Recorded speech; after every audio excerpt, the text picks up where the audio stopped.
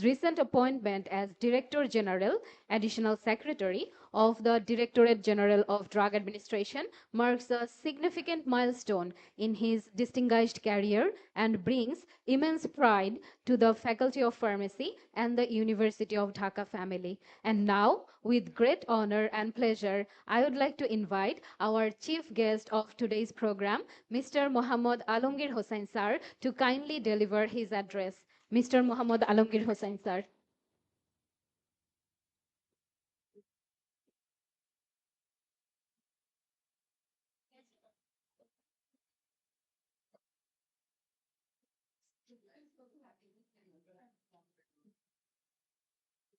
Bismillahir Rahmanir Rahim.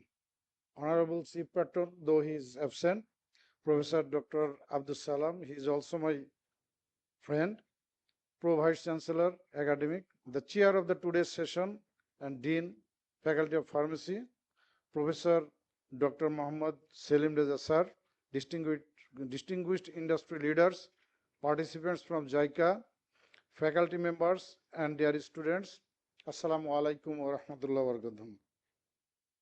আসলে আমি অনেক খেটে খুঁটে এই 10-12 পৃষ্ঠার একটা স্পিচ তৈরি করছিলাম, তো পরবর্তীতে দেখলাম যে এটা এত বলার সময় আমি পাবো না, পরে 3 পৃষ্ঠা আনছিলাম। আজাদ স্যার যেটা বলে গেলেন আমার এটা ইন ভেইন হয়ে গেছে, সব স্যার আমার কথাটা বলে দিয়েছেন। আর আরেকটা কথা বলি যে আমার আসলে চিফ গেস্ট হিসেবে নিজের কাছে লজ্জাই লাগতেছে এখানে পরিচয় দিতে, কারণ আমার শ্রদ্ধেয় শিক্ষকরা যেখানে আছেন সেখানে আমি নিজেকে চিফ গেস্ট মনে করি না। আমি জাস্ট ডিজি ড্রাগ হিসেবে এখানে এসছি জাস্ট আমার মেসেজটা কনভে করার জন্য।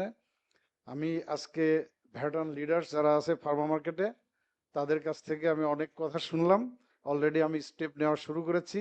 আপনাদের একটা কথা বলি আমার কাজের ধরনটা দিয়ে, আপনাদের এখানে আসার আগে গত বুধবার আমরা যে ব্লক লিস্টের মিটিংটা করেছি তার অ্যাপ্রুভাল দিয়ে আসছি কিভাবে, আমার পিএ যখন ধরে বলে স্যার 500 সই করা লাগবে, যে আমার তো দিনে 2-3 হাজার সই করার অভ্যাস আছে। যখন ম্যাজিস্ট্রেসি করতাম তখন কিসের উপরে সই করতাম জানি না, নদীতে আমার কোর্টে 2000 মামলা, সকাল 9টা থেকে রাত 9টা পর্যন্ত কোর্টেই বসে আছি, তখন হাত একেবারে অবশ হয়ে যেত। যাও এগুলো পরের কথা, এখন একটা স্মৃতিচারণ করি। এই পিএলটি প্রথম ইমাজউদ্দিন স্যার আমাদের ভাইস চ্যান্সেলর ছিলেন, উনি এটা উদ্বোধন করেন, আমি তখন এইখানেই বসেছিলাম। তো আমার আজকে খুব বেশি মনে পড়তেছে, তখন ছিলাম ওইদিকে এখন এসছে এদিকে। যাই হোক, তো এই স্মৃতির থেকে একটা জিনিস বলি, আজকে আমরা ব্যবসা নিয়ে কোনো কথা বলবো না, কারণ আমি অলরেডি সেক্রেটারি জেনারেল বাপির সাথে কথা বলে ফেলছি যে আমরা ছোট্ট একটা কমিটি করব। আপনারা যে এক্সপেকটেশনগুলো আমার কাছ থেকে করছেন সেই কমিটির মাধ্যমে আমি সবকিছু সলভ করার চেষ্টা করব। আর আপনার এইটুকু কথা দিয়ে যাই যে আমার অফিসে কোনো কিছু পেন্ডিং থাকবে না এবং আপনাদের এখানে আসা লাগবে না। আমি বিশেষ করে স্টুডেন্টদের জন্য একটা কথা বলি, বাংলাদেশ সিভিল সার্ভিস বিসিএস এ আজকে কিন্তু আমরা কাউন্টেবল অ্যামাউন্ট এবং 100-র উপরে ফার্মাসিস্ট বিভিন্ন ক্যাডারে আছি আমরা। এবং সবচেয়ে আনন্দের সংবাদ, 5ই আগস্টের পরে আমরা টোটালি রেগুলেট করেছি কিন্তু এই ফার্মেসি কমিউনিটি আমাদের কি মিনিস্ট্রিগুলো, যেমন জনপ্রশাসন মিনিস্ট্রি, তারপরে স্বরাষ্ট্র মন্ত্রণালয়, আমি নিজেও স্বরাষ্ট্র মন্ত্রণালয়ে ছিলাম তখন, জনপ্রশাসনে গত 1 বছর ধরে কাজ করতাম। এখানে আসার আগে আমাদের আকনুর আছে এখন কিন্তু কি পজিশনে, গভর্নমেন্ট বলতে যেটা বোঝায়, গভর্নমেন্টের পাওয়ার যেখানে সঞ্চিত হয়ে আছে সেটা রেগুলেট করে কিন্তু একজন ভ্যাটারান ফার্মাসিস্ট। আমি সিভিল সার্ভিসে আসার আগে আমার 6 বছরের অভিজ্ঞতা ফার্মেসি সেক্টরে চাকরির, এবং আমার একজন কলিগ কিন্তু এখানে আছে জেএমআর মাসুদ, আমার 2জন ব্যাচমেট যাদের সঙ্গে আমি পড়ালেখা করেছি, অনেক সুখ দুঃখের স্মৃতি, রেজা এবং আশরাফ আছে এখানে। আমার খুব ভালো লাগতেছে যে তাদের সাথে আজকে এখানে এসে একসঙ্গে কথা বলতে পারার জন্য। আমি ধন্যবাদ জানাই ডিন স্যারকে এই কারণেই যে এত বড় একটা ফোরামে আমাকে নিয়ে এসেছে আমার অনুভূতি ব্যক্ত করা বা ফার্মা মার্কেটের ফার্মা ইন্ডাস্ট্রির প্রোগ্রেসের জন্য। তা আমি একটা জিনিস বলবো, যেটা মানে সব কিছু মিলায় আমরা যদি দেখি আমাদের কিন্তু স্পেস দেয় না কেউ, ফার্মাসিস্টদের কোথাও কোনো স্পেস নেই। আমাদের কে শত্রু এটা আগে চিহ্নিত করতে হবে। আমি অলরেডি আইডেন্টিফাই করে ফেলেছি, এগুলো ওপেন ফোরামে বলা যায় না, সেটা আমি ঠিক জায়গা মতো আমি বলে যাব। আর যারা স্টুডেন্টস তাদেরকে বলবো যে তাদের আসতে হবে কম্পিটিটিভ পরীক্ষার মাধ্যমে নীতি নির্ধারণীতে অংশগ্রহণ করার জন্য। আমি শুধু ফার্মা ইন্ডাস্ট্রিকে কেন্দ্র করে যদি নিজেদেরকে গড়ে তুলি, তাহলে এই বাংলাদেশে যত 54 বছরে যা হয়নি আগামী 100 বছরও সেটা পাবে না, আমি ড্যাম শিওর। দেখেন, আমার একটা কথা মনে আছে, এই গত কিছু বছর আগে, এই 8-10 বছর আগে একটা আন্দোলন হলো যে ফার্মাসিস্টদের জন্য পদ সৃজন করতে হবে। আমার বন্ধু রেজা একটা আমার কাছে পাঠাইলো। আমি তখন সম্ভবত শিক্ষা মন্ত্রণালয় বা কোনো একটা মিনিস্ট্রিতে উপসচিব হিসেবে আমি তখন কর্মরত। তো বললো যে এটা তো হয়েছে, এখন কি করা যায়? তো কি, প্রেসিডেন্টের কাছে আবেদন করছে, প্রেসিডেন্ট লিখে দিচ্ছে প্রয়োজনীয় ব্যবস্থা গ্রহণ করুন। আমি যে এটা কিচ্ছু না, তো এটা তো গদ বাঁধা কথা, এটা দিয়ে তো কিচ্ছু হবে না, এটা ফেলাই দিবে মিনিস্ট্রিতে। হিসেবটা হচ্ছে ওইখানে কিভাবে পদ সৃজন করতে হয় আমাদের ফার্মাসিস্টরা জানে না, টোটালি জানে না। এবং ওই পদ সৃজনের জায়গাটা আমরা যদি দখল না করি, কোনো দিনও আমরা স্পেস পাবো না। আমি যে এখানে এসছি, আমাকে কনসিডার করা হয়েছে ব্যুরোক্র্যাট হিসেবে, নট ফার্মাসিস্ট। বাট আমি মনে করি আমি প্রথমে ফার্মাসিস্ট, দেন ব্যুরোক্র্যাট। এখন আমার যদি ফার্মাসিস্টদেরকে ফ্যাসিলিটি দিতে হয়, তাহলে আমি কিভাবে দিব? আগে তো পদ সৃষ্টি করতে হবে। একটা জায়গা কিন্তু আছে, কেউ নজরে নিয়ে আসে না জিনিসটা। হসপিটালগুলোতে প্রথমে আমাদের ইন করতে হবে। ইন করার ওয়েটা কি? ওইখানে একটা পদ আছে 10th গ্রেডের, আপগ্রেড করেন। আপগ্রেড করার জন্য যা যা করা দরকার সেটা করেন। এই যে আমরা আজকে আসতেছি এখানে, আমরা যদি কখনো স্বাস্থ্য সচিবের ভূমিকায় যেতে পারি, দেন ইট ইজ পসিবল। আদারওয়াইজ আমাদেরকে স্পেস দিবে না। এই স্পেস তৈরি করতে হবে আমাদের। তো সরকারি পর্যায়ে আমরা এই যে 100-র উপরে এখন বিভিন্ন ক্যাডারে আছে, পুলিশ বা অ্যাডমিন বা অন্য আরো 2-4টা ক্যাডারে আছে, আমার ব্যাচমেটও আছে, মানে আমার ক্লাসমেটও আছে। আর এই বিভিন্ন অ্যাঙ্গেল থেকে আমরা যদি চেষ্টা না করি আমরা এগোতে পারবো না। এক, দুই হচ্ছে ফার্মা ইন্ডাস্ট্রি সত্যি সত্যি আজকে একটা সংকটের ভিতরে পড়ে গেছে, মারাত্মক সংকট। আমি গভীরভাবে ভাবি এই ফার্মাসিউটিক্যাল জগতে আমার কিন্তু কিছু অভিভাবক আছে যাদের সঙ্গে আমার নিয়মিত কথা হয়, আমি যদিও এখানে নেই। আমার কিন্তু, আমি খুব আপডেটেড ফার্মাসিস্ট। এই যে আমি একটা কিন্তু ইয়েও করে রাখছি, এটা আপনারা অনেকেই হয়তো করেননি, যে মাহবুব আমাকে করে দিয়েছে কিন্তু এটা। তো ফার্মা জগতের নলেজ থেকে যে আমি একেবারে ইগনোরেন্ট হয়েছি তা না। তো এই জায়গাটা এখন আপনারা এক্সপ্লোর করেন আমাকে, আমি বারবারই বলি যে আমাকে এক্সপ্লোর করেন, আমাকে বলেন যে এই জায়গায় এই সমস্যাটা সমাধান করতে হয় এইভাবে, আমি সেটা নিয়ে বার্গেন করতে প্রস্তুত, সরকারের কাছে যেতে প্রস্তুত। আরেকটা অ্যাডভান্টেজ হচ্ছে আমার বিভিন্ন ডিমান্ড এখানে তো করা হয়েছে, যে বিশেষ করে কাউন্টারফেট ড্রাগ, এটা সেটা নানান কথা। আমি কিন্তু 64টা ডিস্ট্রিক্টের ডেপুটি কমিশনারের সাথে আমার কন্টিনিউয়াস যোগাযোগ। এই জায়গাটা কিন্তু আপনারা কখনোই পান নাই। ডিজিডি এর তার কিন্তু ডেপুটি কমিশনারদের সঙ্গে যোগাযোগ ওই লেভেলে ছিল না। ওইখানে যে একটা কমিটি আছে ডিসির নেতৃত্বে, এটা অনেকেই জানে না, এবং সেটা যে অ্যাক্টিভেটেড না এটাও আপনারা জানেন না। আমি গত বুধ এবং বৃহস্পতিবারে 3জন বিভাগীয় কমিশনারের সাথে কথা বলে প্রায় 20টা ডিস্ট্রিক্টে একযোগে কিন্তু মোবাইল কোর্ট করিয়েছি। আমার একটু চাওয়া তো আছে আপনাদের কাছে, সেই চাওয়াটাও তো পূরণ করতে হবে। আমি কাউন্টারফেট যে ড্রাগগুলো আছে বা আপনাদের মোড়কে অন্যরা ড্রাগ পাঠাচ্ছে সেটা আমি ধরবো, আপনাদেরও সহযোগিতা করতে হবে। 2 লক্ষের উপরে এখন আনরেজিস্টার্ড ফার্মেসি, এরা ড্রাগ পাই থেকে? আমি যদি যে আপনাদের পাই সেখানে চালান সহ পাই, তাহলে এটা কি আপনি ইথিক্যাল প্র্যাকটিস করতেছেন কিনা? একজন আনরেজিস্টার্ড ড্রাগিস্টের কাছে আপনি দিয়ে দিচ্ছেন একটা ড্রাগ, ইভেন ঘুমের নার্কোটিক্স অনেক কিছু দিচ্ছেন। এই জায়গাগুলো একটু আপনাদের আমার সঙ্গে হাত মেলাতে হবে।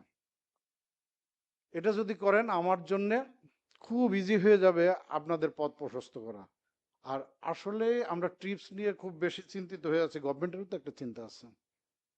পলিসি মেকিং বা পলিসি যারা তৈরি করে, আপনারা গতকালকে একটা সংবাদ এসছে আজকের পেপারে, দেখেছেন কিনা জানি না, আমি দেখাচ্ছিলাম ডিন স্যারকে।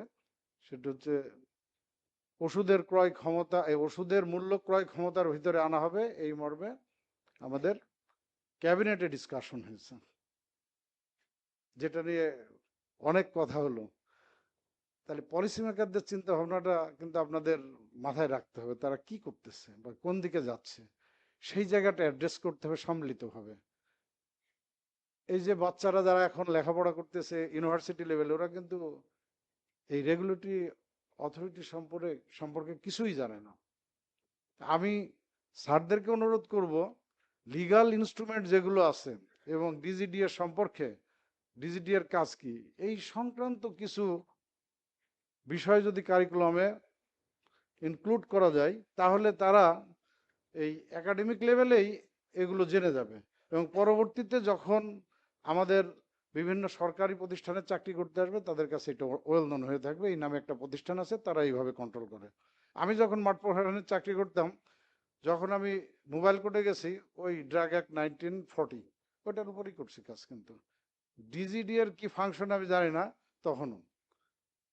111 যখন হয় এই নরসিংদীতে, আমি তখন ফার্স্ট ক্লাস ম্যাজিস্ট্রেট হিসেবে কাজ করি, আমাকে সঙ্গে করে নিয়ে গেল টেকনো ড্রাগ নামক এক কোম্পানিতে অপারেশন করবে আর্মিরা। তা আমি গেলাম ওখানে, যেয়ে দেখি আমার বন্ধু অখিল, সে ওইখানকার প্ল্যান্ট ম্যানেজার। তা আমি যখন গেছি, ও স্বাভাবিকভাবেই সে আমাকে বন্ধুর পরিচয় দিবে, পরিচয় দিছে আমার সাথে ক্যাপ্টেন, সাথে সাথে তার কমান্ডারকে ফোন দিয়ে বলে, কাকে নিয়ে আসছে, কাকে কি ধরবে সে এখানে, সে তো দোস্ত এর। সাথে সাথে আমাকে উইথড্র করা হয়েছে। আমি তাকে বললাম, দেখেন ড্রাগ কিন্তু এইভাবে স্যাম্পলিং করা যায় না, ড্রাগ তুলতে হলে ড্রাগ অ্যাডমিনিস্ট্রেশন থেকে লোক নিয়ে আসবে। আমি ম্যাজিস্ট্রেট আসছি এখানে আইন শৃঙ্খলা পরিস্থিতি রক্ষার জন্য, আমি কিন্তু আপনার ড্রাগ স্যাম্পলিং করতে পারবো না, আমি জানলেও করতে পারবো না। ড্রাগ অ্যাডমিনিস্ট্রেশন হচ্ছে প্রসিকিউটিং অথরিটি, তাদেরকে এখানে লাগবে। পরদিন পেপারে দেখলাম খালি চোখে না করে অ্যাম্পুলের ভেতরে ব্যাকটেরিয়া দেখতে পাইছে, পেপার সয়লাভ হয়ে গেল। তাহলে এই যে লেম্যানদের কার্যক্রম, এই জায়গাগুলো ঠেকাতে হলে আমাদের কিন্তু অনেক বিষয় নলেজ রাখতে হবে, এইটা কিন্তু আমাদের বাচ্চাদের শেখানো হচ্ছে না। তো এই জায়গাগুলো অ্যাড্রেস করার জন্য আমি রিকোয়েস্ট করব। আর আমার যতটুকু করণীয় সেটুকু আপনারা নির্দেশনা দিবেন। আমি যে জিনিসটা নিয়ে আসছিলাম, আজাদ স্যার যেহেতু সব কথাই বলে ফেলছে, ওই জায়গাগুলোই বলতাম আমি। তবে হতাশ হওয়ার কিছু নেই, আমাদের ফার্মা মার্কেট কিন্তু 10 to 12% এক্সপান্ড করতেছে, 10 to 12% প্রতি বছর এক্সপান্ড করতেছে। সো একেবারে যে খারাপ অবস্থায় আমরা আছি তাও না। আরেকটা বিষয় হচ্ছে যে ইন্ডিয়া $4 to 6 বিলিয়ন এক্সপোর্ট করতেছে প্রতি বছর সারা বিশ্বে, সেই জায়গায় আমরা $270 মিলিয়ন এক্সপোর্ট করছি। দেখাচ্ছে বড় একটা ফিগার, 162 কান্ট্রিজ, বাট এটা হচ্ছে মুখে মুখেই সামান্য, একেবারে খুবই সামান্য একটা 3,000 সাড়ে 3,000 কোটি টাকার আমরা এক্সপোর্ট করি। অন দ্য কন্ট্রারি, আমরা কত টাকার র মেটেরিয়াল আমদানি করি, ওইটা দেখলে দেখা যাবে আর্নিং কিন্তু খুব সামান্য। এই জায়গাগুলো বাড়াতে গেলে আমাদের প্রাতিষ্ঠানিক এই সক্ষমতা, যেটা বিশেষ করে ডাব্লিউএইচ এর প্রতিনিধির সাথে আমার 2 দিন বৈঠক হয়েছে, সেই বৈঠকে আমি যেটা তাদের সঙ্গে আমি টের পেয়েছি, যে আমরা ম্যাচুরিটি লেভেল 3 যদি অর্জন না করতে পারে, তাহলে আমাদের regulatory authority world wide recognition পাবে না। সেই ক্ষেত্রে এক্সপোর্ট কিন্তু বড় একটা বাধা হয়ে যাবে এবং এক্সপোর্টের এন্ট্রান্স কিন্তু আপনি পাবেন না। সো আমাদেরকে হেল্প করবেন আপনারা, আমরা যাতে ওই ম্যাচুরিটি লেভেল 3 অর্জন করতে সক্ষম হই। এই ম্যাচুরিটি লেভেল 3 অর্জন করতে যে সমস্যাটা হয়েছে, যে আমাদের জনবল নেই। আমরা একজনের 5টা দায়িত্ব দিয়ে রেখেছি, ও 5টা জায়গায় এক্সপার্টিস ডেভেলপ করতেছে। ডাব্লিউএইচও বলে যে নো, তুমি একটা জায়গায় ওর কাজ করতে দিবা, ও এক জায়গায় এক্সপার্টিস ডেভেলপ করবে। তা আমি এই হিসেবে আমরা আইডেন্টিফাই করলাম যে ক্রিটিক্যালি আমাদের এই মুহূর্তে 200 জনবল লাগবে। দেখেন ড্রাগ অ্যাডমিনিস্ট্রেশনে যখন লেম্যান থাকে, যে জিনিসটা ঘটে, এই 200 জনবল আনতে আমার তো দৌড়ঝাঁপ করতে হবে মিনিস্ট্রি, জনপ্রশাসন মন্ত্রণালয়, অর্থ মন্ত্রণালয়, সব জায়গায়।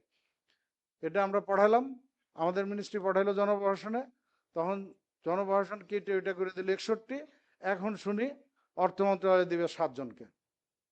আমি সঙ্গে সঙ্গে কনসার্ন এডিশনাল সেক্রেটারিকে ফোন করলাম, সে আমার ব্যাচমেট, তোমরা এটা কি করছো, তোমরা আবার মিটিং ডাকো। বলছে ওরা তো বোঝাতে পারে না। আসলে তারা বোঝাতে পারবে না, কারণ প্রশাসনিক কিছু ল্যাঙ্গুয়েজ আছে, সেই ল্যাঙ্গুয়েজটা আমি এক্সপ্রেস করতে পারবো। আর আগের যিনি ডিজি ছিলেন উনি তো জাননি কখনোই, চিঠি ছেড়ে দিয়ে চুপচাপ বসে থাকতাম। আর এই প্রশাসনিক ল্যাঙ্গুয়েজ বোঝাতে পারবে না, আমার এই যে কালকে পরশুদিন ওরা ডাকছে, আমি যাবো সেখানে, ওরা একজন ডিডি যাচ্ছিলাম যেন আমি আসবো। এই পার্সোনাল ইনিশিয়েটিভ গুলো না নিলে আমরা এই ড্রাগ অ্যাডমিনিস্ট্রেশনকে স্ট্রেনদেন করতে পারবো না, আর স্ট্রেনদেন না করতে পারলে সর্বনাশটা আসবে কিন্তু আপনাদের এক্সপোর্টের উপরে। সেই জায়গাগুলো আমি চেষ্টা করতেছি কিভাবে এটা রিজলভ করা যায়। তবে আমি এটা এটা আমার ঘর, আমি ঘরের ছেলে, ঘরে এসেছি। আমি এই একাডেমিয়া এবং ইন্ডাস্ট্রিতে যারা আমাদের পায়োনিয়ার আছেন তাদের প্রত্যেকের কাছ থেকে সহযোগিতা কামনা করছি। তো আপনারা টাইম টু টাইম আমাকে শুধু ব্যবসাকে ফোকাস করে না, দেশকে ফোকাস করেন। আমার কিন্তু একটা রেসপন্সিবিলিটি আছে, আমি পাবলিক সার্ভেন্ট, আপনি কিন্তু পাবলিক সার্ভেন্ট না। পাবলিক সার্ভেন্ট হিসাবে আমি জনগণের টাকায় বেতন পাই, তাদের দেওয়ার কিন্তু আমার বিষয় আছে। একটা ছোট্ট 1 মিনিটের গল্প বলেই শেষ করব, কারণ অনেক বেলা হয়ে গেছে। Hungry man is angry man, আমি আর ওই জায়গায় নিয়ে যাব না। তো আমি যখন 1999 সালে বিসিএস এ ভাইভা পরীক্ষা দিই, এই গল্পটা আমি সব জায়গায় বলি। তো ভাইভা পরীক্ষা আমাকে জিজ্ঞেস করছিল, তখন মুস্তফা চৌধুরী স্যার ছিলেন পিএসসির চেয়ারম্যান এবং উনি আমার বোর্ডের চেয়ারম্যান ছিলেন। আমি উনার বোর্ডে পড়ছিলাম এবং I was the last man. তা আমি ভেবে নিয়েছি যে হয় ভাইবা ভালো হবে না হয় খারাপ হবে, দুইটার একটা। তো উনি আমাকে জিজ্ঞেস করছে অনেক এবং খুব বড় ভাই সুলভ আচরণ করে এমন ওপেন করে নিল। আমি এখন যখন বিসিএস ভাইবা পরীক্ষায় যাই, তা আমি ওই আচরণটাই করি, স্যারের কাছ থেকে ওইটা আমি শিখেছি যে পরীক্ষার্থীকে ইজি না করে নিলে সে তো অনেক কিছু বলতে পারে না। আমি কিন্তু আমার অনেক ছোট ভাইদের পাই ওইখানে, ফার্মেসির ফ্যাকাল্টির, এখান থেকে যাই ওরা ভাইবা দিতে, তাদেরকে আমি ওই আচরণেই করি। এখন উনি আমাকে জিজ্ঞেস করছিল একটা কথা, যে তুমি বলো তো তোমার একাডেমিক নলেজ কিভাবে কাজে লাগবে প্রশাসনে। তখন আমি বলেছিলাম যে ফিল্ডে হয়তো খুব বেশি কাজে লাগবে না, তো মোবাইল কোডে দুটা সামান্য লাগতে পারে। আর আমাকে যদি স্বাস্থ্য মন্ত্রণালয়ে পোস্টিং দেওয়া হয়, ওর আন্ডারে একটা ডাইরেক্টরেট আছে, সেই ডাইরেক্টরে যদি আমি কখনো ডাইরেক্টরেটে আমি বসতে পারি যদি কখনো, তাহলে আমি এক্সপোর্টে অনেক কিছু করতে পারবো আমার একাডেমিক নলেজ দিয়ে। আজকে হচ্ছে সেই দিন, আল্লাহর কাছে পরীক্ষার দিন আমার, যে আমি আমার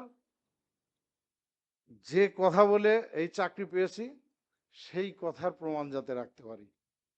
দোয়া করবেন সকলেই, আপনাদের কাছে এটুকুই চাওয়া। আর আমার একজন বড় ভাই ছিল ইউনিভার্সিটির, উনি আমার মোর দ্যান ব্লাড, আসলাম ভাই, উনিই আমাকে গাইড করতেন সব কিছুতে। আর আমার ইমিডিয়েট সিনিয়র যারা ছিলেন, রুহুল ভাই, রহমান ভাই, ওনারা কিন্তু আমাকে প্রচন্ড স্নেহ করতেন। এই মঈন ভাই বা কামরুল ভাই, ওনারা তো সব ভালো ভালো ইন্ডাস্ট্রিতে চাকরি করেছেন। সকলকেই আজকে মনে পড়তেছে। তো আপনাদের কাছে আর কোনো কিছু বলার নেই আমার, আপনারা আসবেন, আমার দরজা সবসময় ওপেন। আমি প্রথম দিনেই বলে দিয়েছি যে feel free and knock at my door, enter into my room, express yourself.